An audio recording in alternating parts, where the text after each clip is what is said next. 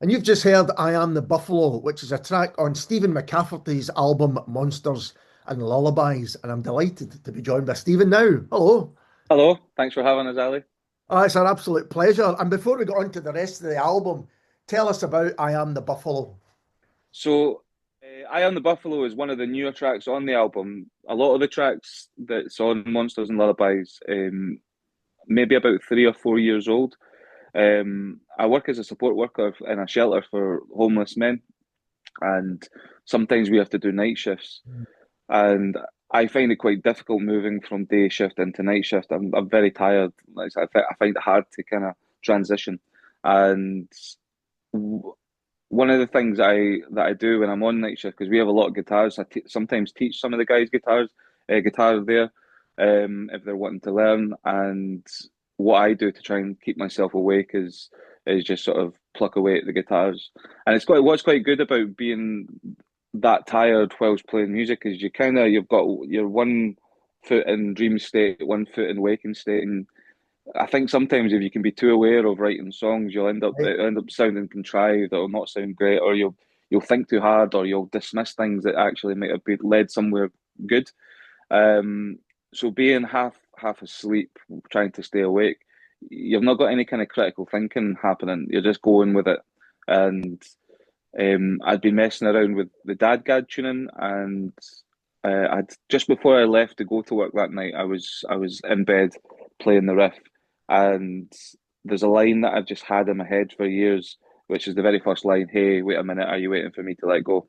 Which is not any kind of it's not like a epic line or anything like that, but for some reason it just stuck with me, and it's just so happened to fit exactly into the melody that I was humming when I played it. So when I got to work, I just kind of just kept going over it and over it, and the song just gradually wrote itself.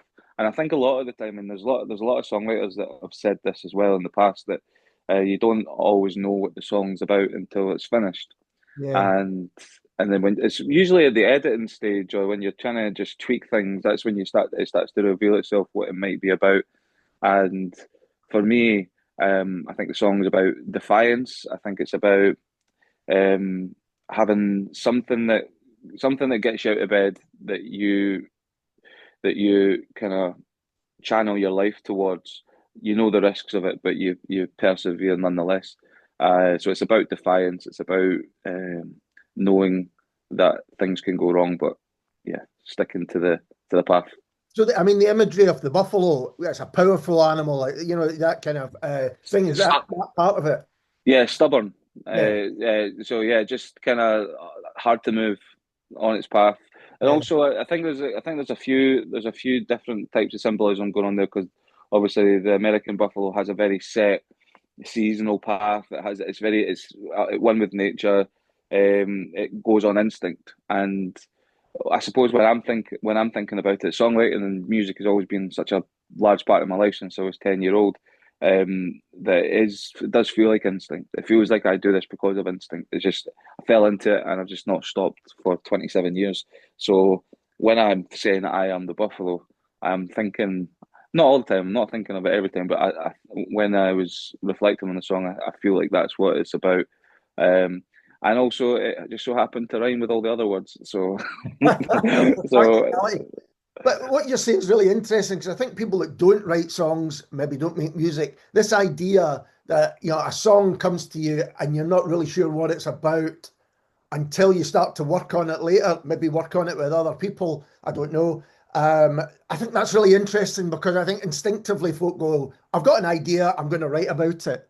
yeah, But I it's not find that. no, it's never like that with me. If I want to write about something, so sometimes things will come into my mind that are like, oh, that would be good as a metaphor for a song, and if I'm so eager to get that into a song, it'll be rubbish. It'll sound contrived.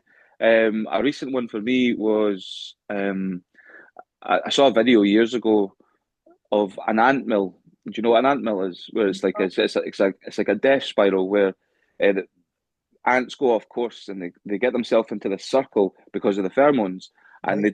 they don't realize that they're in a circle, and they keep going round and round and round and round until they become exhausted and the bodies pile up, and yeah, they all die. It's called an ant mill. Okay. And for years and years and years and years, I was like, that'll be a brilliant metaphor. Oh, absolutely. Um, I was thinking along the lines of like capitalism and money and all that kind of stuff. And I tried to get it into songs for probably about 5 years, and every time I tried, it was rubbish. And eventually, I managed to get it in a song, which will be part of the next batch that I record next year, called "Lord of the Landfill."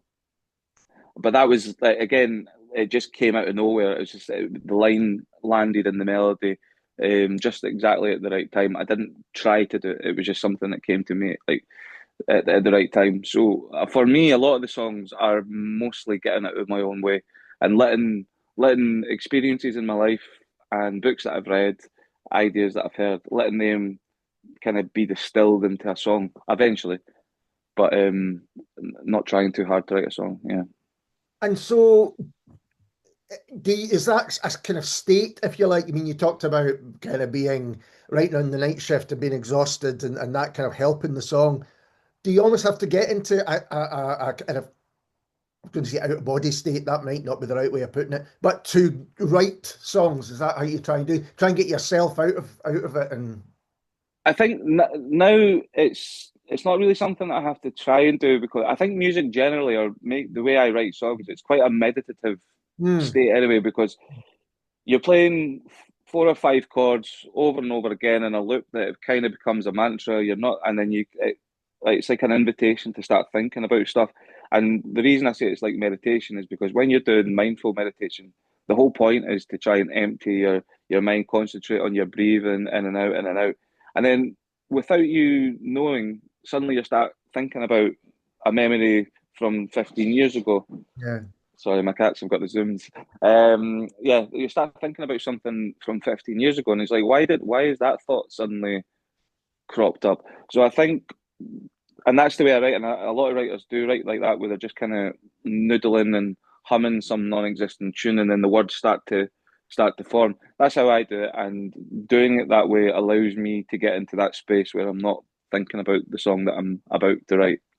So that's writing the lyrics. What strikes me about the album is it sounds amazing. I mean, the kind Thank of you. production on it and everything. Do you have that in your head? Do you hold that in your head, or does that come out in the studio when you go to work on them? Sometimes some songs you can kind of see where it's going to go, and then there's some songs that come to life in the studio, and it's totally different from what you could have imagined. But the production of the album was by Gary Boyle of Slate Room Studios in Pentcaitland. Mhm. So I recorded everything with him. He recorded it, and then the mastering was done by Stuart Hamilton, who's in Castle Sound Studios, but they both exist in the same building. Um, and I suppose the way I write, so I like to when I demo it in my house, I'm a big fan of textures and harmonies and all that. So when I'm recording my acoustic guitars, I'll record three different acoustic guitars, effectively playing the same thing but different voicings or different places on the guitars. So one thing I like to do is like play standard tuning, which is the kind of the basis of the song. But then I'll play the exact same chords, but in dadgad and pan that hard left, and then they'll put a capo on one of the frets and play the same chords effectively, but higher up the guitar, and then you'll get this nice open sound. And then with harmonizing as well, the vocal harmonies, I love doing that. I love counter melodies and everything. So I know I have the formula of what I know I'm going to do, so I kind of have an idea of what the songs will sound like um, from the first seed of it. But still, my favorite thing to do is be in the studio because they do all come to life in a way, in a surprising way, and it's my favorite place to be. So how were they recorded? Did you do them as live? Was it different people coming in at different times? We recorded it live. It was a three-piece, not live, but a little bit live. We recorded it as a three-piece. Myself, my friend Jason Reese, and my friend Dario Ferrante. Jason Reese was on drums, Dario was on bass. We recorded as a three-piece, but effectively mainly just to get those drums down, so then we could overdub anything that needed overdubbed after that. Dario was quite good with not having to overdub too much bass, so it was pretty much the bass and drums went down effectively at the same time. And then it was just a case of building acoustic guitars, electric guitars, some of which were done by my friend Alan Barber. He recorded electric on Lord Knows I'm Trying and Eye on the Buffalo. Mm. And then there was piano on some of the songs, which was done by Pete Nicholson. And then there was some female vocals on, which was done by Ace Duncan of Ace and All the Animals. And a bit of harmonium in there that I played as well, that was just lying about at Gary's studio. But other than that, I think that's all the music that went down. But yeah, live as a three-piece effectively, and then overdubbed the rest. And going back to that album itself, Monsters and Lullabies, where does that title come from? So that comes from the last song on the album, Reason to Run. There's a lyric in it that goes, time will turn monsters into lullabies. And when I was going through all the lyrics trying to come up with an album title, I thought that one stood out the most as being representative of the kind of theme of the whole album. And the monsters, I suppose it's to represent these things that we carry in our lives, these memories, these regrets, and things I shouldn't have said or things I shouldn't have done. Those things that kind of go around your head just as you're about to fall asleep, and time has turned those monsters into those lullabies that you kind of you ruminate on. But for me, those monsters turn into songs. So I'm thinking of all like I said earlier about memories and experiences being distilled into song. The stuff that I'm doing that too are the things that kind of cast long shadows in your life. These monsters that haunt you. Yeah. I mean, because what you were saying earlier about meditative state and allowing things to come to you, which where did that come from? That made me think of just before you fall asleep, or more likely just after you wake up. You're not sure whether you are awake or what it might be. And you think, oh, where have these people come from? I haven't thought about that person in, decades or whatever. Yeah, exactly that. And sometimes people that you've not thought about for years will come to you in your dreams as well. The same song, Reason to Run, me and my partner's a friend came over to visit. She stays in Norway, but she's from Northern Ireland. She found herself a husband called Bjorn, of course, from Norway. So she was over visiting, and she brought with her some Norwegian whiskey, right? Which my partner doesn't drink too much, so it was mostly just me and Michelle just tanning this bottle of Norwegian whiskey. But that gave me some mental dreams about the dream that I remember the most is the one that inspired the first line. It was like, last night I dreamt of burning books. And that came from that Norwegian whiskey, and then that ended up I wrote it that morning, actually. The morning I woke up, and it was just that melody that I had, and then those lines fit into the melody perfectly. And this is what I mean. It's like sometimes you have no idea when. I think the most important thing, and again, it's something that a lot of songwriters have spoken about, is you just have to keep turning up. And I do most days try to write a song or work on an old song or just something, because you never know, and it's such a satisfying feeling to get to the end of a song that you've just written, and especially the ones where you're like, oh, that's going to be good. I'm looking forward to doing that one. And you mentioned that some of these songs have been written over a period of time, and I think "I Am the Buffalo" was the kind of, you've said it's the last one in a run of 9 songs? 10. Because I Am the Buffalo is the 10th one, and it probably was the last one that I wrote. It was either that or Reason to Run. Those were the two new songs from the past year or so that went onto the album. The rest of it was kind of there's some songs in there. So somehow, Lord Knows I'm Trying. The melodies for those songs, they go back to when I was about 17. Mm-hmm. And again, it is a case of, like, when I was talking about how these lines will just fall out the sky just at the right time that you've had kind of rattling around your head. It's the same with melodies. I had a song called Puddle, which was a terrible song, but I always liked the melody for the chorus. And so, that dropped into my lap just as I was writing Someday Somehow. I was like, perfect, that goes there. That's finally found a home. And then with Lord Knows I'm Trying, there was a song I had that I wrote about when I was about 16, called Playing to the Walls, which again was a terrible song. But I always thought that's a good melody though. So I'll keep that in mind. And it just, again, fell at the sky just at the right time. So do you keep these, you said, you kept these melodies in mind. Does the music, the kind of melody, stay with you often? It doesn't. Even if the lyrics aren't something you're particularly wanting to put out there. They don't. They. It's not like I'm thinking about it every day. Like No, no. I'll forget for the longest of times. But one of the things that I do tend to do is every few months I'll go through. I do because I've saved like voice memos and Yeah, yeah, little demos and little me humming away to things. I will do that, but sometimes I don't even need to go over them. It's just like it just happens at the right time. So it just might be the thing that I'm playing that will like I'm playing something. They'll go, oh, that's kind of like that other thing that I once did years ago, and then I'll think about it, and then yeah, they just kind of marry at the right time. And again, it's always I've been on a few radio shows now, and the questions are asked about like when, how do you where's this song come from? Where's that song come from? How did you write this? And I feel like I'm not able to explain enough because it is just a case of kind of just wrote itself yeah. because it does feel like that all the time. It kind of just wrote itself. And I know there's you've got to put in a lot of years to get to that stage because it isn't effortless because there's like because as I say, 27 years of writing has got me to a point where it's kind of I just need to do the thing that I've been doing and the songs will come out and like I say they just kind of marry at the right time. But with the going over old demos, it is one of my favorite things to do that keeps me ticking over because I can end up like Frankenstein and like 3 or 4 bad songs that have good parts together to Yeah. make one good song. And anytime I find myself in a bit of writer's block, that's what I'll be doing. I'll be editing older ideas or joining ideas together and hopefully finding something that's half decent at the end of it. So, and I think you've said that this album and that run of singles coming to an end marks the kind of end of a chapter of or however you want to put it. Is that how you see it? That's how I see it now. When I first started doing this project, I did want to do an album, but it just made more financial sense for me to do single after single after single. So I kind of shelved the idea of an album up until I was coming up to single 9 and single 10.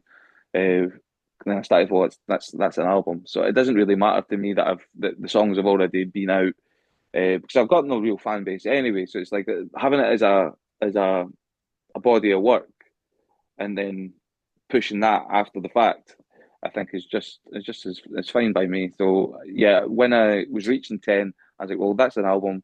Put that together, and then I'll do the same when I move on to the next stuff as well. So I'm back in the studio in January, and I'm planning to do this time a double album or 2 All right. albums worth of songs. But I'll do exactly the same thing as I've done, and when it comes to April, I'll release the first single, and then every 8 weeks for 40 odd months, I'll do the same.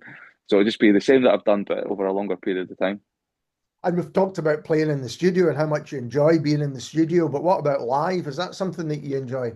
Oh yeah, I almost convinced myself that I didn't like playing live before I started doing this again, but I think that was my nerves getting the better of me.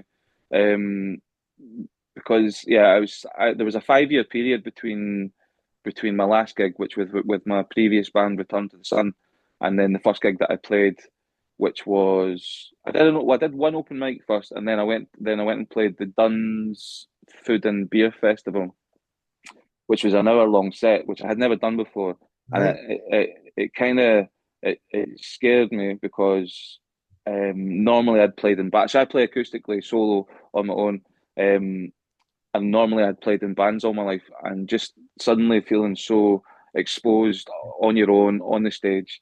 I messed up a few lyrics, and you've got nothing, nowhere to hide. So even if I'd messed up lyrics back when I was in a band, you can kind of wing it and just hum something, and nobody's really noticed because you can barely hear the vocals anyway half the time at live gigs.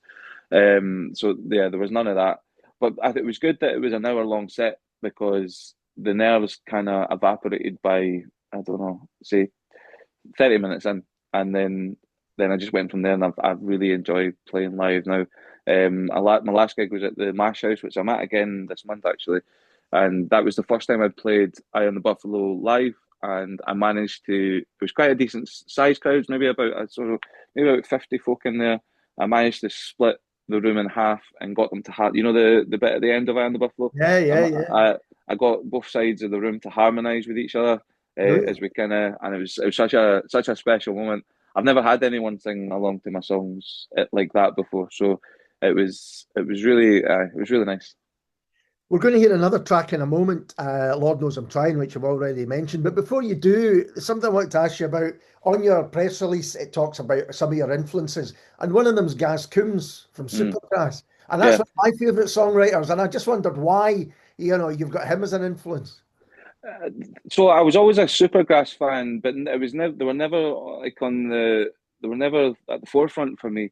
And it wasn't until I heard Gaz Coombs' album Matador, Mhm. and I was there was I'd listened, I'd bought it, I'd listened to it a few times, and there was just one night that I was listening to it, and I was fully focused on the album, and I realized how great he was lyrically, and then I started to hear the album in a whole new way, and now, as far as I'm concerned, he's probably one of the most underrated songwriters that the United Kingdom's ever produced, Yeah. and yeah, I cite him as an influence. I find it really hard to lock in other artists in a way to represent my own music. So it does chop and change a few times, but I do always come back to Gaz Coombs because I think, as I say, I think he's one of the most underrated songwriters in the country.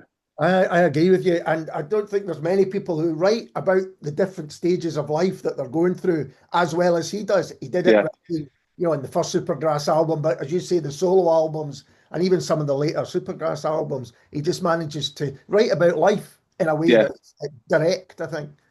And I think that's it. There's a real authenticity to his writing, and like what was I've kind of alluded to with what I like about writing is where it doesn't sound too contrived. Mhm. And I do believe that what he's doing is just expressing how he's feeling. There's no agenda, which is maybe a strange thing to say when you're talking about songwriting. But sometimes I feel like, especially songwriting groups that write to committees and all that kind of stuff, it's like you're chasing something that doesn't vibe with my ethos. And Yeah. I hear that with I hear that with Gaz Coombs. Yeah. He's just a guy in the world um, trying to understand it. Well, and So so I think it goes back because what's come across in this conversation is, you're saying you've been writing songs since you were young. You kind of have to get them out there. mhm. It's even if nobody was listening to them, you would write the songs and get them out there. And I think that's maybe something similar with him. Is that right? Yeah, yeah, no, absolutely. Like I say, there was a 5 year period between me doing anything active in music, but I was writing the whole time. Because I do have to. I think I was really lucky to have found music at such a young age. You don't know what it does for you until you kind of look back. And I know that songwriting for me now has provided me this channel, this thing to lean on. When you don't really have the emotional vocabulary as a younger person, Hmm. it's harder to express yourself. And I think songwriting has given me a channel that I didn't understand or know when I was a kid, and but since looking back and and seeing and I think there's a few times in my life that I've had put music on the back burner for maybe not for long, but enough for me to observe my mood Yeah. like really drop, like really low moods, and yeah, it's just when as soon as it's like as soon as I write that first song after those periods, like no, everything's all right, everything's fine. That's brilliant. And I think that comes across on the album as well, just exactly what you're saying there. Yeah. Stephen, thanks so much for taking the time to talk to me. Oh, I've no, enjoyed no it. problem. Really Yeah, enjoyed it. no, I really appreciate you having me on, and yeah, it was nice chatting with you. And this is Stephen McCafferty, and Lord knows I'm trying.